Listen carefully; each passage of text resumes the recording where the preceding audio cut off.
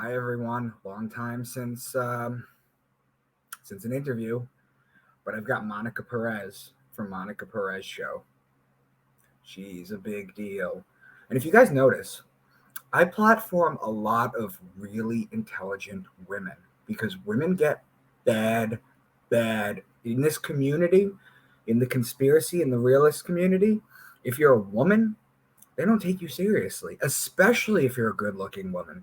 This is why when I have like Joanna Crowder on, or Priscilla, or Frantic Missy, or Monica, or Jenna, or any of these people that come on, I'm going to show you that we need to break the stigma, the stereotype. So I'm going to have Monica come on to our stream. How's that for an introduction? Fantastic. Libertarians too is a sausage fest. I don't know if it's It discrimination is. or just Well, that actually, they're not interested, for the but libertarians, the women accounts are men. The oh my gosh, that's funny. Yeah, and in the libertarian community, they just can't get their stuff together. They just can't get it together. And it's so funny because if you follow the libertarian community, like I do, they're so full of really intelligent people, but all they ever want to talk about is the women. They just flirt with each other, and the men talk about having gay sex with each other. That's all they do. That's all they do. Where is that? Where do This is they on do that? Twitter. Because no one ever talks to me like that in the libertarian community. But maybe I'm not at the right chats. Yeah, just the general, the norms. That's what they usually do. It's really funny. All So right. I like your background. Thank you. It's the Sakura. I had it already, but I went to Japan this year and I happened to be there at peak cherry blossom season. So I came back with a new appreciation for my screen. Oh my God, that's a real screen. That's not a It's a background. screen. That's It's a amazing. room divider. I think it's quite lovely. It is. It is. It's really cute. I like it. So I was on your show about 2 years ago. Yeah. And Yes. it always stuck with me because you're one of the few people that would like push back on my work. Because I usually get a lot of people who, when I start to make the connections and they see it, they become enamored, for lack of a better word, or yes men, and you just weren't having it. And it was great. Oh, I didn't mean to be No, combative, but I was actually taught that in radio was I would just let people say whatever they wanted and I was like just politely listening and then move on to the next caller. And boy, I did not get in trouble too often, but I got called into the office and the guy was like, listen to this. When that woman said those like disparaged an entire country and you're like, yeah, whatever. And he's like, you can't do that. If somebody says something you don't agree with, you have to say. You don't have to be rude about it like everybody else is, but you have right. to say. Otherwise, what you're making people think is that you're in agreement. And I was trained to do it. I must Right. admit. So you've mentioned that you're in the process of moving. Yes. Okay, so congratulations. Thank you. You're moving. That's amazing. And I wanted to just, I want people to know you and get to know you and to know where to find you. I wanted to talk to you about propaganda because you have a very good eye for it. You can kind of see both sides of the aisle when they're using it against each other. Thank you. And I know that you haven't been, I'm not sure if you've been doing interviews lately because you're moving and everything. Yeah. So what's happening is I had a radio show, weekly radio show for 8.5 years and I would basically say whatever I wanted. There was a few things I didn't get into because it just like blew up the show. I wouldn't talk about 9/11.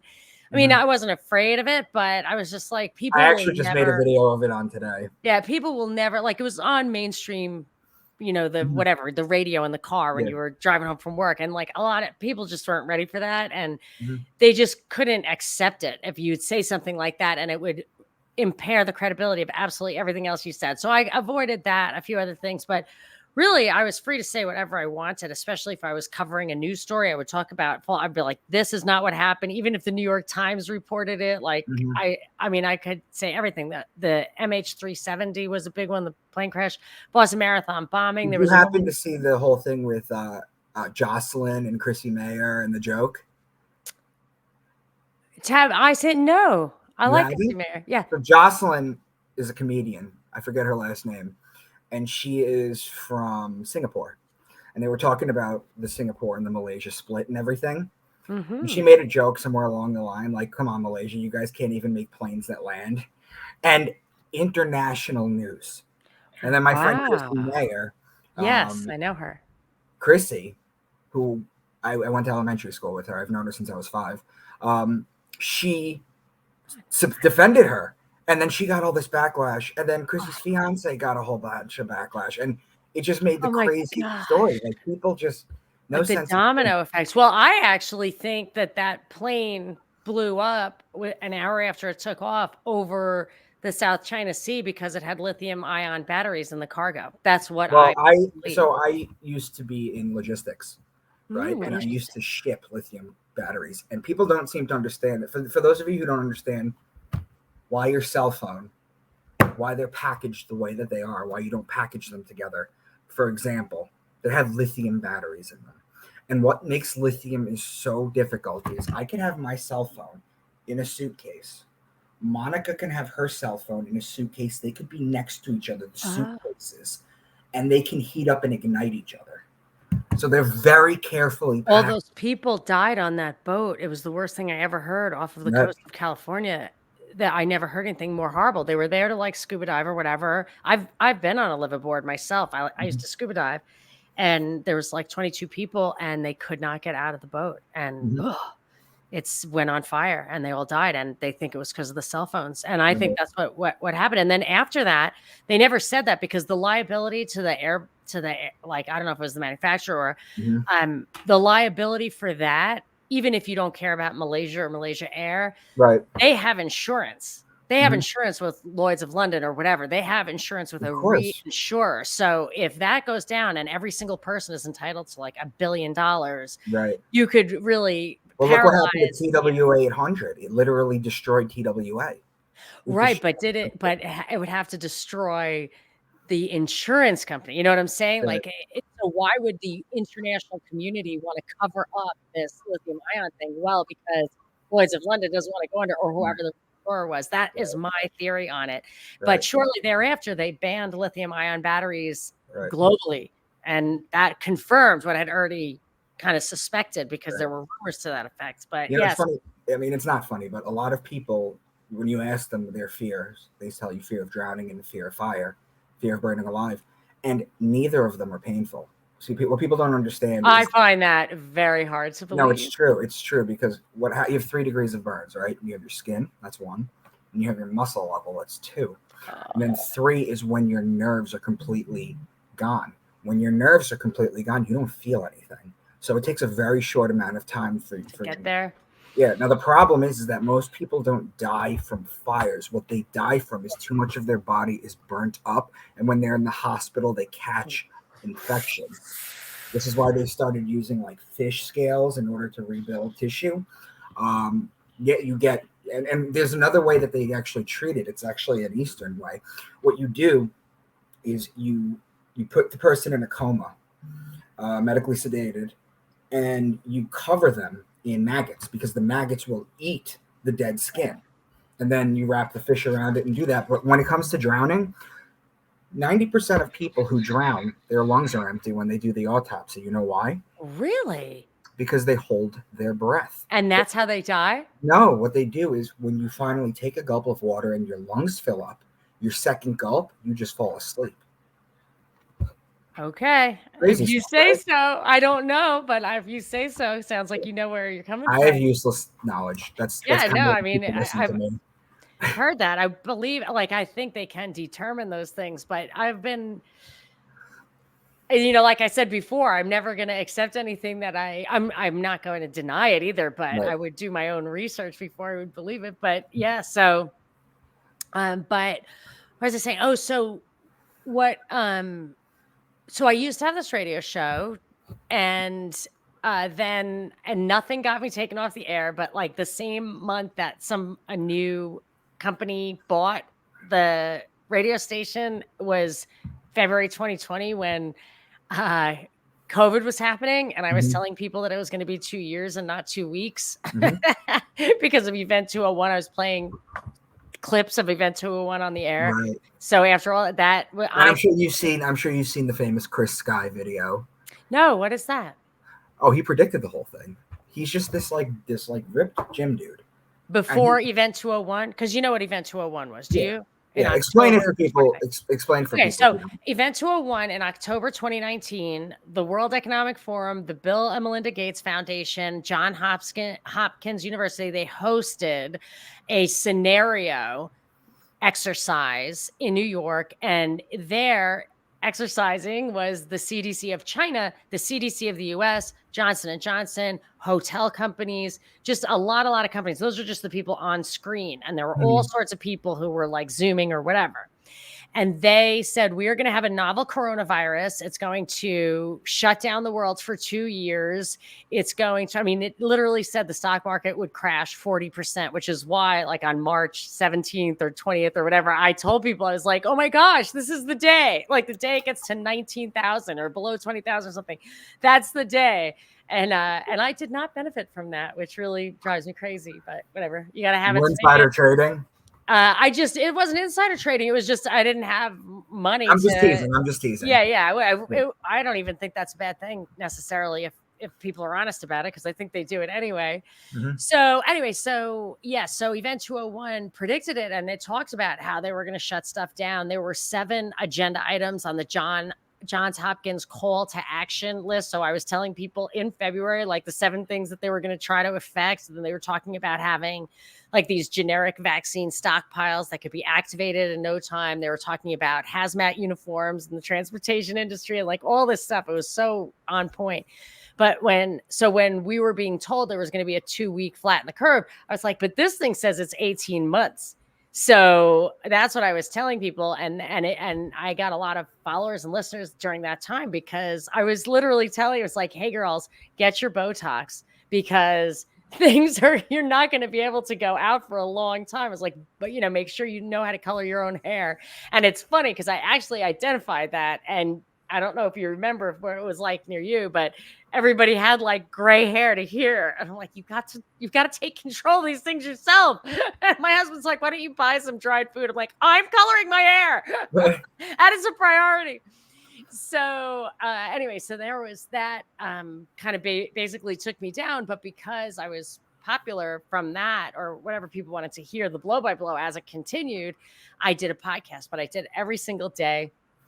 And it was too much. So more recently, about a year ago, I stopped doing the Daily Show, which was like, I was basically trying to create the news kind of show, like your regular radio show, drive time news blast is what I called it, so people wouldn't have to listen to the radio because it's so much propaganda. And my sidekick on the air became a partner on the podcast, The Propaganda Report, and we were just reporting on the propaganda. And that was great, but it was really important during lockdown. We had Zoom parties. It was great. We built a really nice community. But like on one time, my husband's like, please stop working on the weekends. And like shortly thereafter, my son was like, please stop working during the week. And I had to like wind it way back. So I do interviews and I do shows like this when people ask. And then I try to do a deep dive every once in a while. So I'll pick something apart, like the 15-minute cities was a big thing that happened. And it just opened a whole can of worms for me, like this TikTok act where it's supposed to ban TikTok, but it doesn't, but it does a lot of other things. I will just take, or that Sam Bankman-Fried FTX crypto, like I looked into that a bit. So I'll try to take things like that and really dive in. But right now, I can't even listen to the news. I can do stuff like this if I don't have to do homework. But because we bought this house, which we're moving, it's still in LA, but it's like kind of on the outskirts, and it's got cool things. Like it has vines, a vineyard on the, it's just, it's not a huge piece of land, but you can do a lot with a little. And the thing that I love the most is that it has, or possibly had, honeybees on it. And I went over the house. So the house needs a lot of work. So we're trying to fix it up. Went over to the house, and the bee guy was there, and he was moving that. I was like, I think I got fired by the bee guy. And he said they were needed elsewhere. So they got another job, I guess. Apparently bees aren't actually needed for a vineyard. I think the previous owner just thought it was cute. Right. But they were borrowed by an avocado orchard that I guess avocados are pollinated by bees. Yeah. I had no idea. Do you know how you move a bee colony? The easiest way? Well, he just put them all in his truck. No. But how you move them from one place to How? another? You take the queen, you hold it in your hand, the bees form around your arm, and you just move. And they don't sting you? They usually don't. A little bit. Honeybees. Take a Benadryl first. People don't seem to understand that if bees disappeared, life would end in 4 years. And I think that's being generous. Do you know Miriam Hanna? She did a documentary called The Vanishing of the Bees. She's on a show I do. Like, I'm often a guest on a show called The Union of the Unwanted, which I think you've... with Triple E. I've been on it once, yeah. Yes, I thought you were. And she's on it quite often. And she actually had a lot of notoriety. I think she won some international awards for this Vanishing of the Bees. I think if you're looking for gorgeous female guests, she should be next on your list. Hook me up. Yeah, we'll talk about it behind the scenes. Sure. Okay. So let's since you haven't done your homework in the recent stuff, which is fine because it's just crap there anyway. Well, my mother was like, "Did you hear Trump's speech? I'm telling you, I know you think that he's inside or he's fake. I don't know, but he sounds like a patriot. How can he sound like a patriot like that? You think he's just acting?" I'm like, "Well, he is an actor, Mom. He is an actor." This was your mother-in-law? My mother. She's from Brooklyn. And she's a Brooklyn woman, and she's never had a man lie to her before. Well, it's crazy too, because it was Trump. She used to reject him because of the way he treated Ivana. He was like, he took that Marla Maples up on the ski lift. No, Ivana was a skier. She was an Olympic skier. Why would he take? He knew he was going to run into her. I'm like, I don't know. So she thought he was trash, and now all of a sudden she likes him. And he's on his third wife. He does speak a good game. Have you been following anything with the politics going on? What have I been following? Let me see the last thing that I did. The last thing that I did was this TikTok act. There's this thing that's... You want to go into it real quick? Because I know that I think... Was it Montana that banned it? Yes, there was yes, Montana did ban TikTok. But what we had was... There's this... I actually have it. I think so just for people who are listening while you're looking for this. It's Orwellian. And I know that word is so overly used. But when we say Orwellian, what do we mean? We mean gaslighting. We mean like the Ministry of Peace. It's actually the War Ministry, right? When they name a bill something, it's usually the opposite of what it actually is called. Yes, that's actually true. I agree with that totally. Okay, so I have the Restrict Act, and I even have I have my notes from this deep dive I did, which you can find at Deep Dives with Monica Perez. So people are talking about this Restrict Act as it doesn't ban TikTok, but it's a huge threat to the First Amendment, our civil liberties, and I don't disagree with that. However, if you actually read it, it's so full of other things that would be terrible precedents and could be used way, way more broadly that a lot of times I think they will get you to focus. Is it filled with pork or is it filled with like restrictions? No, it's not pork. So it's filled with pork, by the way, guys, is like, let's say we're giving $3.5 billion to Ukraine. Well, $100,000 of that will go. I'm just saying is like $100,000 of that'll go to like Michelle Obama's entourage or the vineyard. We're gonna build this statue for George Floyd, things of that nature. That's what pork is. They just shell money out to other things. No, there's like nothing in this. This is a very small. That's the whole thing. It's just a few pages, but it has pages and pages of So what it does is it never bans TikTok. It requires that the Secretary of Commerce, I think, Gina Raimondo, whatever she is, I think she's the Secretary of Commerce. Yes, that she should review, this is what it says, is review and prohibit certain transactions between persons in the United States and foreign adversaries and for other purposes. So what she does is she is going to look at everything on the internet, everything. And I think the expression would be a priori. I have to remember my law school days, but before, so you don't have to do anything wrong to get examined by her. She's actually required within 180 days to examine a whole list of things. And it says like basically everything on the internet that could have any relationship with a foreign person or entity that could be determined as a foreign adversary, I think in the almost exclusive discretion of the president. So the president has this massive power to call something an enemy or call you associated with an enemy. But weren't they already? I didn't mean to interrupt, but weren't they already monitoring like WhatsApp conversations? There is this thing called like CFI USA or something. Chuck Schumer used to run it. I don't know if he still does, but it's like the Congressional Committee on Foreign Investments in U.S. companies. And so they have already, and I consider it totally to be like a McCarthy era House Un-American Activities Committee. And what McCarthy, by the way, guys, for those of you who are not really into politics, because not a lot of people on my channel are, thank God. Yeah. McCarthy was a senator in the 50s, and he did the Red Scare, where he basically had this little black list. And if he named you as a Russian asset, does this sound familiar now or anything, guys? If he named you as a Russian asset, you got blackballed. And that's from like Hollywood, that's from politics, that's from everything. His stupid little list ruined everything.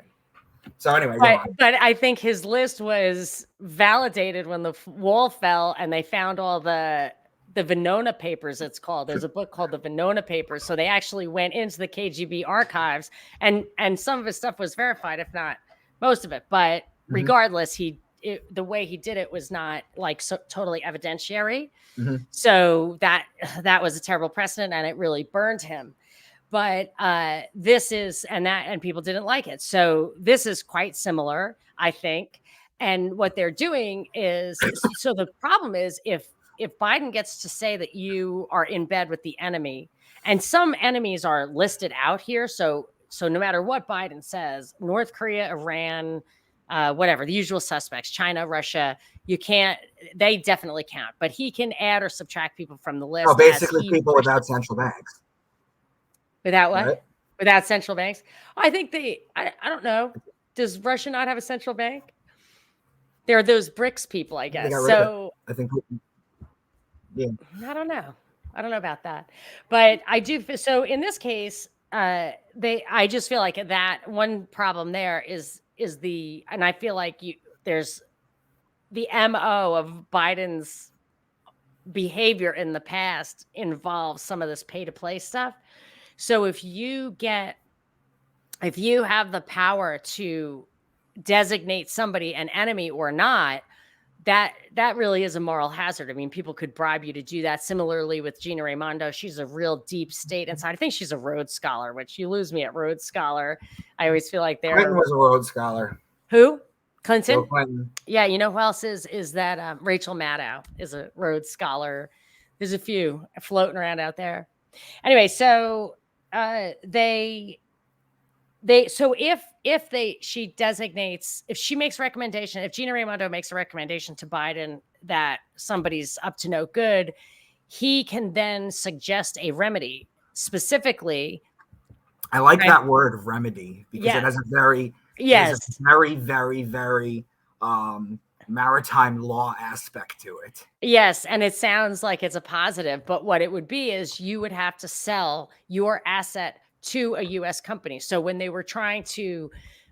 Trump was trying to actually ban TikTok, he put in motion, and I think it may have actually gone through, that all their servers had to be run, if not owned, by a U.S. company, and Oracle took them over. So, I mean, you can see how this kind of thing could really, I mean, I would say its primary purpose is corruption, is to get value. You know what I always say, Monica? Monica, you know what I always tell people on my channel and what I always tell them in general? For example, like the Department of Homeland Security, right? Or for example, any of these three-letter agencies or any of these bureaucratic governments, large corporations, when you understand that all of these individual, you think of them as entities or just like monoliths, right? But when you understand that they're not really just that, they're actually an organism, and an organism fights for its survival number one above all.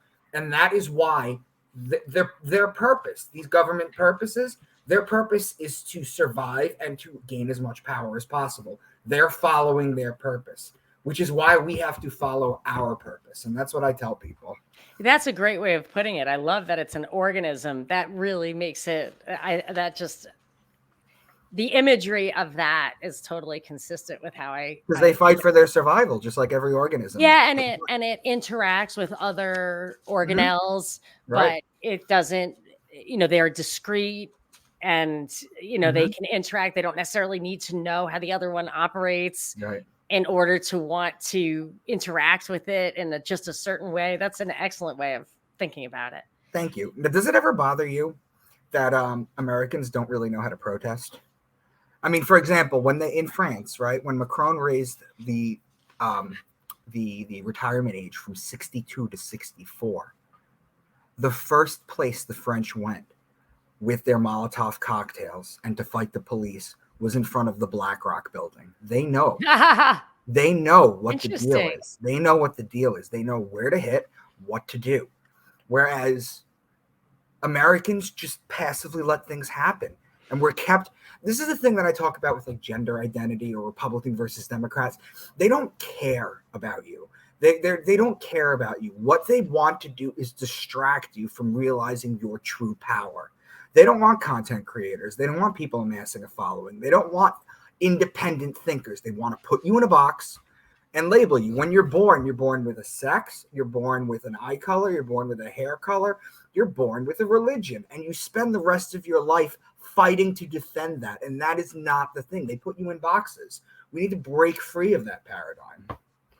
Well, I protested. I marched on Washington. I did not like the Obamacare. I didn't want that. National health care I thought that was the tipping point for many reasons, but one particularly was that once you get to it, if you really looked at its impact, it would make the government more than 50% of the economy. And once you have that, your organism is on a growth path that is exponential. It will basically consume what happens when something grows out of control too quickly? It eats all the fuel. Yeah. It's called cancer. And it eats everything else. Have you ever heard of the Beaker experiment?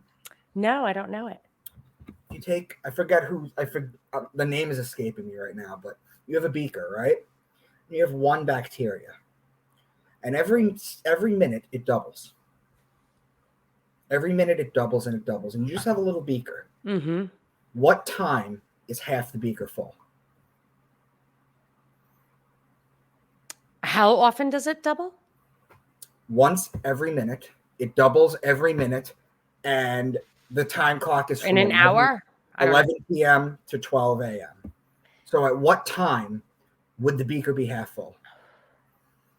Well, I don't know because I don't know. 11:59. And then what? And then it completely full at 12.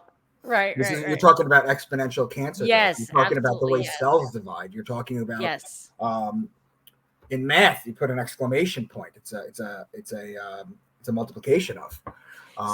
That's why I didn't like Obamacare, but I did protest there, and there were a lot of people, and it did nothing. No, it never does it?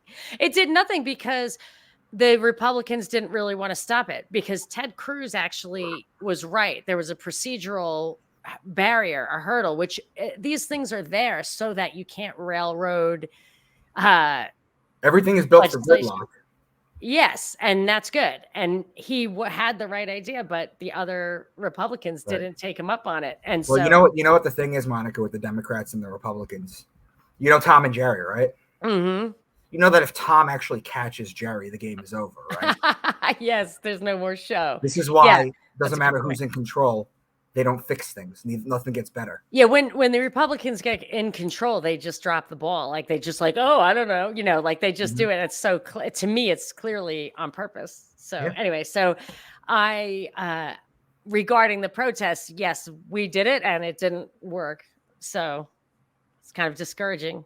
But I then mean, the last protest that I think that I could honestly remember that worked was the Cliven Bundy Ranch one, where people came with guns. Can you think of another one besides that?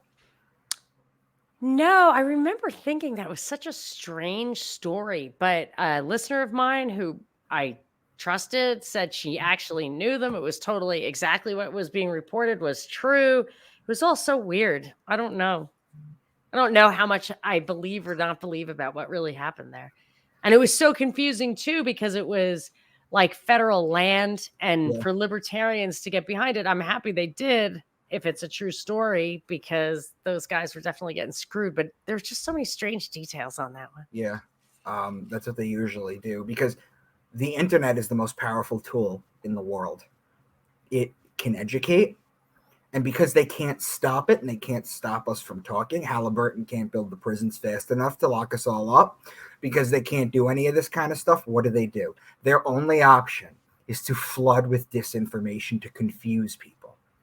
That is their only option, because they can't get rid of the internet, but they can confuse people. So why can't they get rid of the internet, do you think?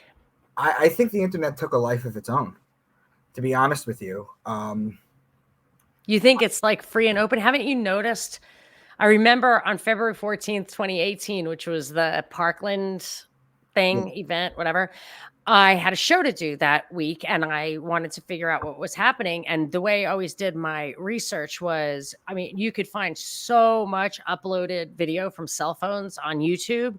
I could always, if I acted quickly enough, I could always find the truth. And this time there were none. Every single thing on YouTube was curated or immediately, instantaneously. And there were thousands of kids in that school, every one of whom had a smartphone. Like, I'm sure if 1 in 1,000 kids didn't have a smartphone, I'd be surprised.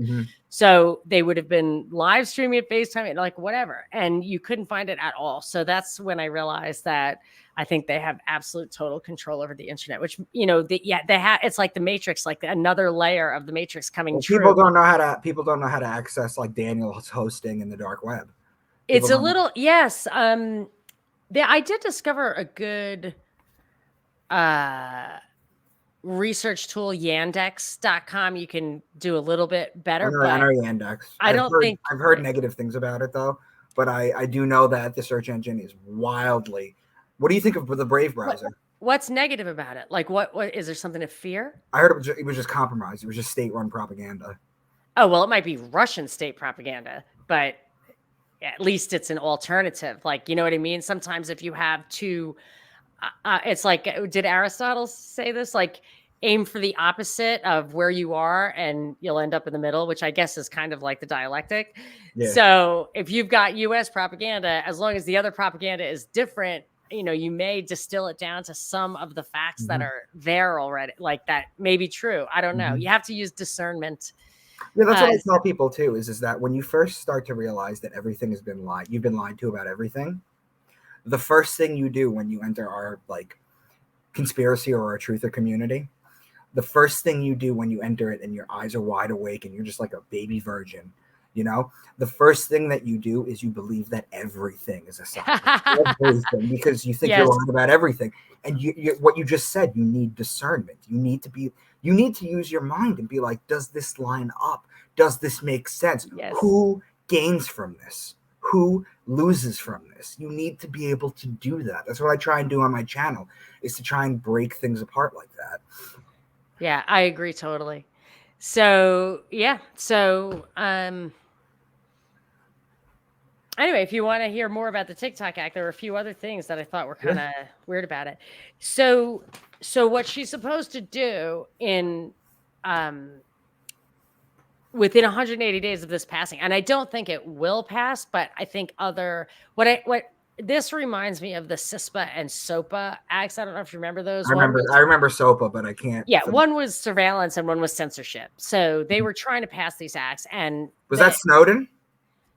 Snowden,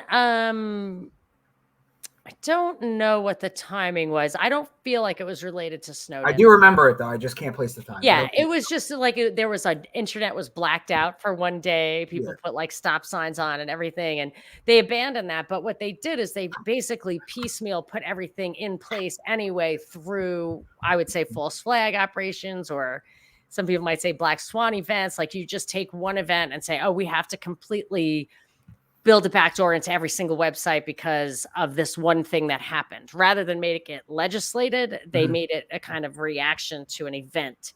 And I feel like that's what's going to happen here. I don't think they're going to be able to legislate it. But if it were to pass, 180 days after it passes, this chick's supposed to actually go through everything on the internet. I mean, like everything. And I'm just going to start reading the list, but it's 2.5 pages. So I'm not going to go through the whole thing. It says... The secretary, in carrying out this act, the secretary shall prioritize evaluating information and communications technology used in a sector designated to be critical infrastructure.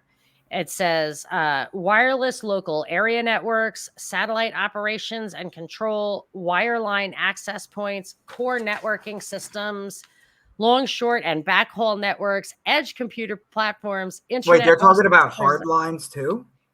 I mean, this is most of these things I don't even know what they mean because I'm not a tech person. Well, but you have a cell phone, right? Just reading it. You have a cell phone. Here's any software, hardware, or any other product or service integral to data hosting or computing services that use, process, retain, or is expected to use 1 million people or more. So basically anything with 1 million users, anything. And I don't know if that's where the Ring camera comes in that people are worried about, but they're supposed, and in the process of internet hosting services, content delivery services, payment applications, desktop applications, web-based applications, I mean, just fucking applications used by 1 million people or more. And so she's supposed to evaluate this stuff for foreign connections.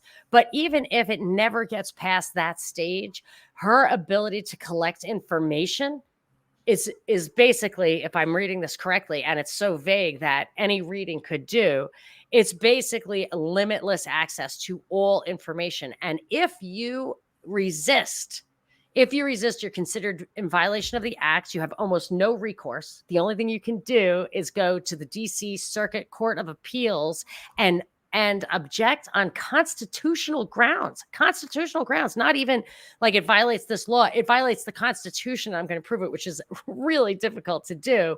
And this entire bill, what you just read me, is exactly what they're accusing TikTok of China doing. That's so funny. Doing this, right? Yeah. Yep. And it suspends FOIA. It suspends with respect to this act, like you can't use the freedom of information. A lot of of the protections that we have are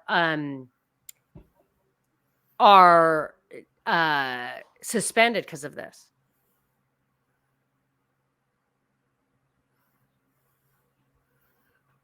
Yeah. You know what I notice about Americans too? They're very reactionary. I'll give you an example. And I'm not talking the global politics here. In Israel, if a bag is left unattended at an airport or at a bus stop, within 40 seconds, it is swarmed. Everybody is evacuated, shut down. The bomb squad is brought in. They look at this. They do this. They do that. They've become very good at that. That is jumping ahead of the curve. Do you know what Americans did? They tried the same thing at JFK Airport. Someone left a suitcase unattended. For 45 minutes, no one did anything until someone came up to it and actually tried to steal it. Because if you want to take out a bunch of people, you don't go through the security with shoe bombs. You go into the main waiting room with a suitcase, and this is what they tested out. We're reactionary. We're reactionary people. We think that putting a Band-Aid after the fact is going to fix things in the future. It's not. They're just going to get more creative. They're going to come up with new things. This is the government. What do you suggest? You got to. What proactive thing in this case are you suggesting? Well, we got to stop elevating people beyond the Peter principle in the military and in politics and in government. These are idiots. They're clowns, and they're stupid, and they're stupid on purpose. Because this is what I tell people. I tell people, like, Monica, me and you are having an intellectual conversation right now. We're just two people.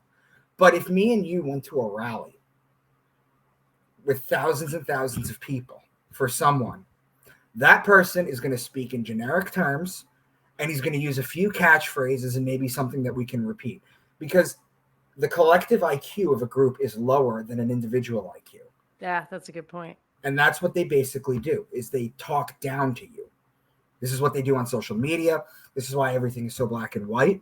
And they're just distractions. That's all they are. The distractions to keep you from your true power. Yeah, I mean, maybe. I don't know. I think this is pretty straightforward in that it is a massive power grab. It is. But like I just said, TikTok's doing the same thing. I know. Well, that's so they're like, I don't even know that they are. Let's do that. That's what but you're do. Right. It's what they're accusing them of doing. And another thing that I think people were worried about with this act is that because there are such serious ramifications for resisting the act and there's very little recourse, it seems like VPNs might be basically unusable if this thing were to pass, because it would be an admission that what you're trying to do is shield information from this investigation. Well, most VPNs could get broken through. I mean, Ben Shapiro talks about ExpressVPN. That gets broken through all the time.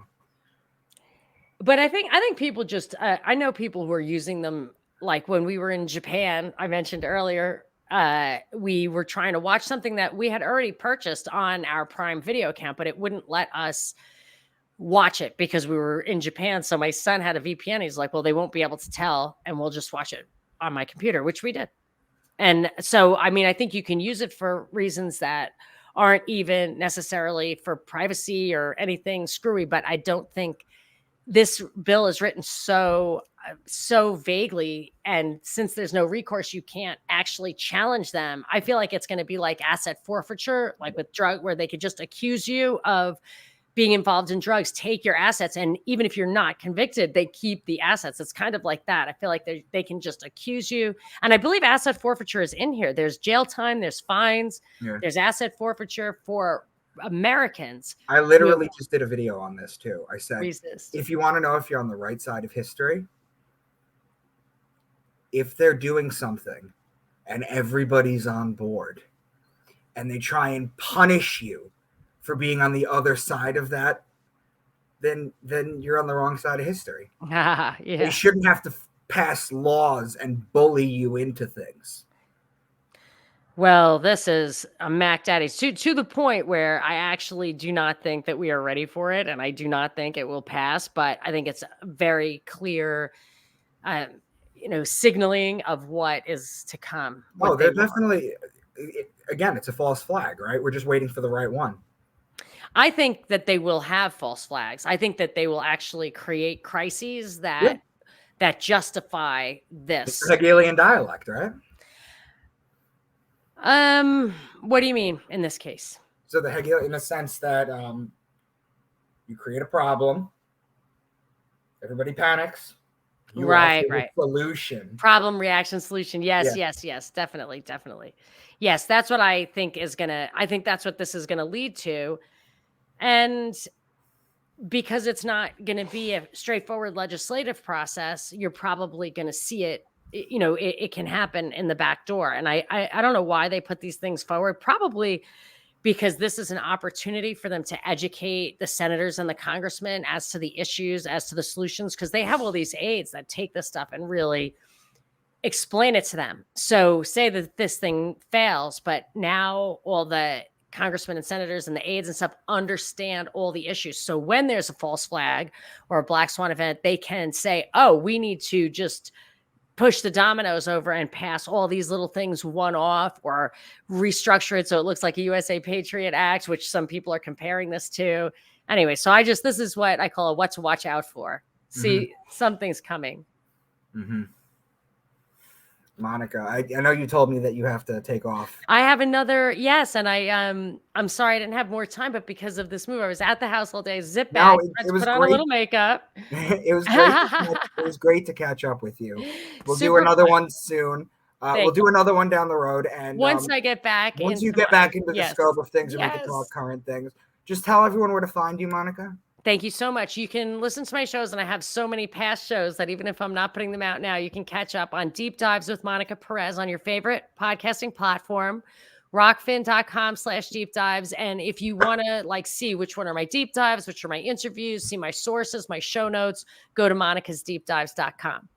Monica, thank you so much. I'll let you go. We'll talk soon, okay? Thank you so much. Take care.